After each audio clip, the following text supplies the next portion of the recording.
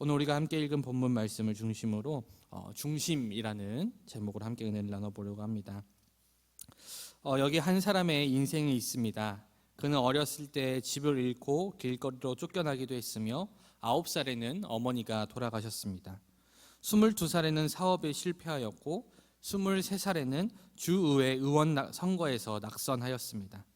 24살에는 또다시 사업에 실패하였고 26살에는 사랑하는 애인이 사망하였습니다. 이로 인해 27살에는 신경쇠약과 정신과 치료를 받게 되었습니다. 정치인이 되겠다는 꿈을 가지고 있던 그는 이후 선거에 계속해서 도전하지만 끊임없이 낙선을 경험하였습니다. 33살에는 국회의원 낙선, 3년 뒤 또다시 국회의원 낙선, 2년 뒤 또다시 국회의원 낙선, 그 이후로도 그는 3번의 낙선을 더 경험한 뒤 52살 드디어 그는 미국 대통령에 당선되며 실패뿐인 자신의 이력서의 마지막을 성공으로 점찍었습니다. 그가 바로 미국인들이 가장 존경하는 대통령 아브라함 링컨 대통령입니다. 사람은 누구나 살면서 실패를 경험합니다. 그리고 누구나 아픔을 경험합니다. 그래서 어떤 사람들은 자신들에게 실패와 아픔이 찾아오면 이리저리 흔들리다가 모든 것을 포기하는 사람들이 있습니다. 하지만 반면 어떤 사람들은 자신의 인생 가운데 실패와 고난과 역경과 아픔이 찾아왔을 때 흔들리지 아니하고 묵묵히 이겨내는 사람들이 있습니다. 그리고 결국에는 그 모든 것들 다 딛고 일어나 더 강한 사람이 됩니다. 과연 여러분들은 어떤 종류의 사람입니까? 여러분들의 인생 가운데 고난이 왔을 때, 역경이 왔을 때, 그리고 슬픔이 왔을 때 여러분들은 어떻게 반응을 하십니까? 오늘 말씀, 우리가 함께 읽은 이 본문 말씀에는요, 자신에게 찾아온 어려운 상황 속에서 서로 다른 반응을 보이고 있는 두 종류의 사람이 등장합니다. 오늘 말씀은 이스라엘 백성들이 애굽을 탈출한 이후의 이야기를 담고 있습니다. 이스라엘은 애굽이란 나라에서 400년 동안이나 종살이를 했습니다. 물론 그들이 처음부터 애굽의 노예는 아니었어요. 첫 시작은 요셉이라는 이스라엘 출신의 애굽의 총리가 자신의 가족들을 애굽 땅으로 불러온 것으로 시작되었습니다. 그 당시에는 큰 가뭄이 있었기 때문에, 큰 기근이 있었기 때문에 이 요셉은 가족들을 보호하고 지키기 위해서 애굽 땅으로 가족들을 불러왔습니다. 하나님께서는 그곳에서 시작한 이스라엘 백성들이 거대한 민족으로 성장하기를 바라셨어요. 시간이 흘러 이스라엘 백성들은 이 애굽 땅에서 한 민족을 이룬 만큼 거대해졌습니다. 수많은 사람들이 출생하였고 수많은 민족을 이루었어요. 하지만 애굽에서는 더 이상 총리였던 요셉을 기억하는 사람들은 없어졌고 점점 이스라엘 백성들을 노예로서 학대하기 시작했습니다. 그리고 400년이라는 시간이 흐른 후에야 하나님께서는 모세라는 사람을 이스라엘 백성들의 지도자로 부르셨고 그를 통해 이스라엘 백성들의 애굽 사람들의 노예로 있던 이 이스라엘 백성들을 애굽 땅이 아니라 하나님께서 약속하신 땅, 훗날 예수 그리스도가 탄생할 땅, 바로 가나안 땅으로 그들을 옮기실 계획을 실행하시게 됩니다. 처음 모세가 이스라엘 백성들을 이끌고 애굽을 떠나려 할 때 애굽 왕 바로는요, 이스라엘 백성들을 보내주려고 하지 않았습니다. 하지만 하나님께서는 이스라엘을 보내려 하지 않는 애굽에 10가지 재앙을 내리시고 결국 바로는 이스라엘 백성들이 애굽을 떠나는 것을 허락하게 됩니다. 그렇게 이스라엘 백성들이 출발해서 가나안 땅으로 가는데 이 이스라엘 백성들이 애굽을 떠나고 얼마 지나지 않아 바로는 이스라엘 백성들을 보내준 것을 후회하게 됩니다. 그리고 군대를 보내서 이스라엘 백성들을 추격하게 합니다. 한편 애굽을 떠나서 이스라엘 백성들이 길을 떠나가다가 얼마 지나지 않아 그들은 난관에 부딪히는데 바로 그들 앞에 홍해라고 불리는 거대한 바다가 가로막고 있었던 것이죠. 길을 가야 되는데 앞에가 바다가 있었다는 것입니다. 바다 앞에서 어떻게 해야 할지 멈춰있는 순간에 바로 뒤에서는 바로가 보낸 추격조가 따라오는 소리가 들려옵니다. 앞에는 거대한 바다가 넘실거리고 있고 그리고 뒤에는 자신들을 죽이기 위해 맹렬히 달려오는 군대가 있는 이 상황 속에서 백성들은 완전히 요즘 말로 멘붕에 빠져버리게 됩니다. 어찌할 바를 모르는 그 상황 속에서 모세와 하나님을 원망하기 시작하죠. 너희가 애굽에 매장지가 없어서 우리를 여기까지 이끌어냈냐고, 내가 그냥 애굽에 종살이하지 않겠냐고, 종살이하겠다 이야기하지 않았냐고, 오히려 하나님과 모세를 비난하기 시작합니다. 그때 모세가 이들에게 하는 말이 정말 놀랍습니다. 뭐라고 얘기하냐면요, 너희는 두려워하지 말고 가만히 서서 여호와께서 오늘 너희를 위해서 행하시는 구원을 보라. 너희가 오늘 본 애굽 사람을 영원히 다시 보지 아니하리라. 여호와께서 너희를 위하여 싸우시리니 너희는 가만히 있을지니라. 사랑하는 여러분, 여러분들은 이러한 상황 속에서, 그러니까 앞에는 바다가 있고 뒤에는 나를 죽이기 위해 군대가 몰려오는 이 상황 속에서 가만히 있을 수 있으시겠습니까? 여러분들은 어떻게 행동하시겠어요? 이 급박한 상황 속에서 여러분들은 어떤 선택을 하시겠습니까? 아마 대부분의 사람들이 이 이스라엘 백성들처럼 어찌할 줄 몰라서 허둥지둥 분주하게 움직일 것 같아요. 앞으로 가야 되나? 아니면 바다를 돌아가야 되나? 아니면 뒤로 돌아가야 되나? 애굽과 싸워야 되나? 어떻게 해야 되지? 이래야 되나? 저래야 되나? 막 분주하니 그냥 그렇게 하는 사람들이 대부분일 것입니다. 그런데 오늘 모세는요, 이 절체절명의 순간 속에서 이스라엘 백성들을 향해서 가만히 있으라고 이야기하고 있어요. 모세가 처한 상황도 이스라엘 백성들과 똑같은 상황이었죠. 모세만 다른 상황에 있는 게 아니었습니다. 그들과 함께 있었는데 모세가 동요하지 않았다는 것이죠. 말씀을 읽다 보면요, 우리가 이스라엘 백성들이 하는 이야기들과 그들의 장면을 상상해 볼 때 이 이스라엘 백성들에게는 엄청난 소음과 소란함이 느껴지는데, 오늘 모세가 이야기하는 장면을 살펴보면 어떤 조급함이 느껴지지 않는다는 것이죠. 오히려 주변의 소음과 다르게 모세 주변에 있는 세상은요, 참 고요한 것 같아요. 마치 모세는 이스라엘 백성들과 다른 공간에 있는 사람들처럼 느껴질 정도입니다. 여러분, 어떻게 모세는 이 절체절명의 순간 속에서 이토록 안정적이고 이토록 고요하고 이토록 중심을 잡고 설 수 있었을까요? 저는 이 비밀이 바로 중심에 있다고 확신합니다. 여러분, 이 중심이라는 단어는요, 두 가지 한자가 합쳐서 만들어진 단어입니다. 가운데 중에 마음 심자, 다시 말해서 마음의 가운데, 마음의 심지를 이야기하는 것이 바로 중심이라는 단어입니다. 저는 우리가 위기 속에서 흔들리지 않는 사람들은 바로 그 중심에 비밀이 있다고 생각을 해요. 흔히 우리가 균형을 잡는다라는 표현을 다시 말해서 중심을 잡는다라고 이야기를 합니다. 중심을 잘 잡은 상태는 균형 있고 흔들리지 않은 상태이지만, 중심을 잡지 못한 상태는 어느 한쪽으로 치우치거나 흔들리는 상태를 의미합니다. 그러니 마음의 심지, 즉 중심을 가지는 것이 중요합니다.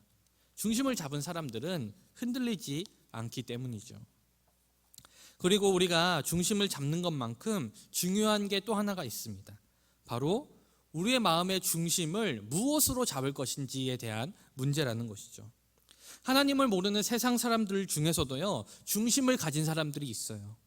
그들은 고난과 역경 속에서 흔들리지 않습니다. 그들은 하나님을 모르는데도, 하나님을 믿지 않는데도 흔들리지 않는 사람들이 있어요. 그러한 사람들을 살펴보면요, 대부분 자신의 신념이나 자신의 목표나 자신의 비전 등으로 마음의 중심을 잡고 있는 사람들이 그러합니다. 여러분, 사람들은요, 자신의 중심에 따라 살게 되어 있습니다. 그리고 중심에 따라 행동하게 되어 있습니다. 마음의 중심이 돈인 사람은 돈을 향해 가게 되어 있어요.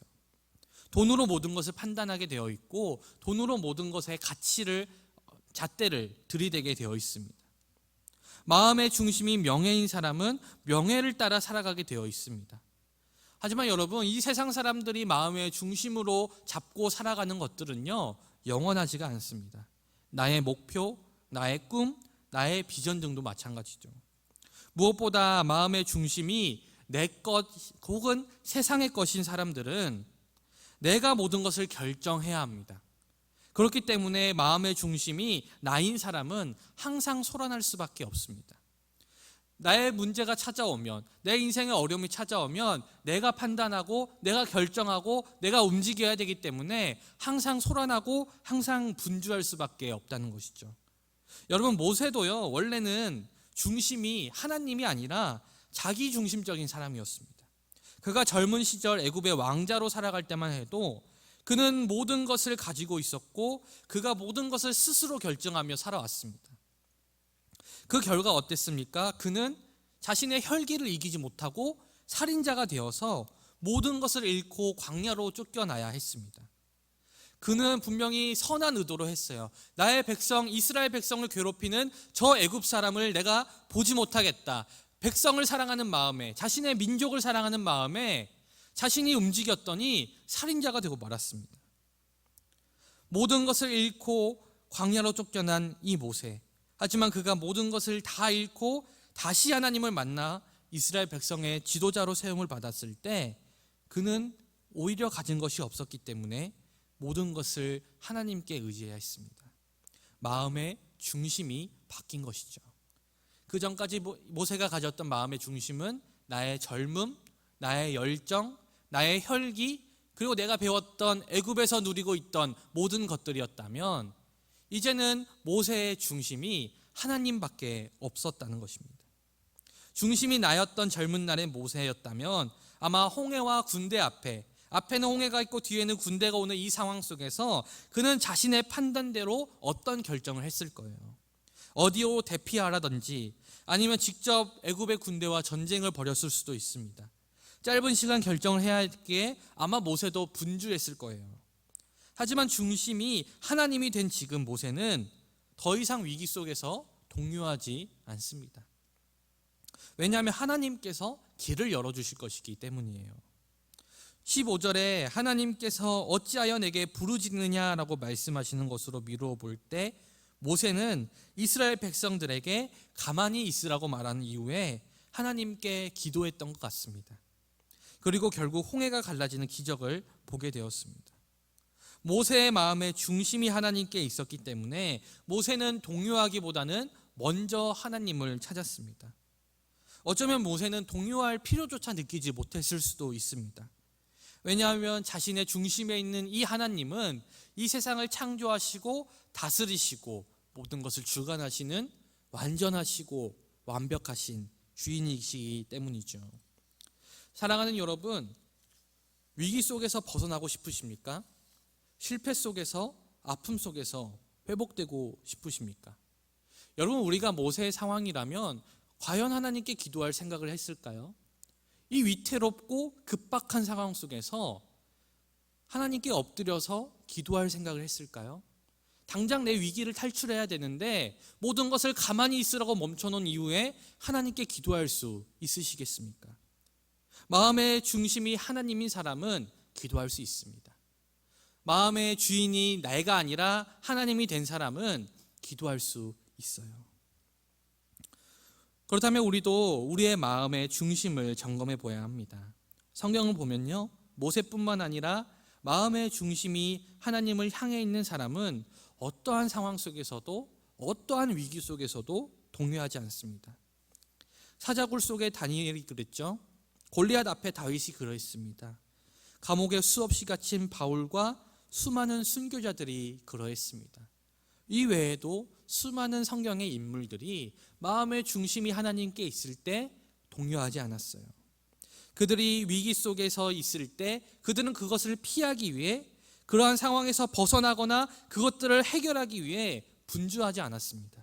그저 담담히 하나님께 의지하며 그것들과 맞서 싸웠을 뿐이죠. 그것들을 그냥 마주했을 뿐입니다.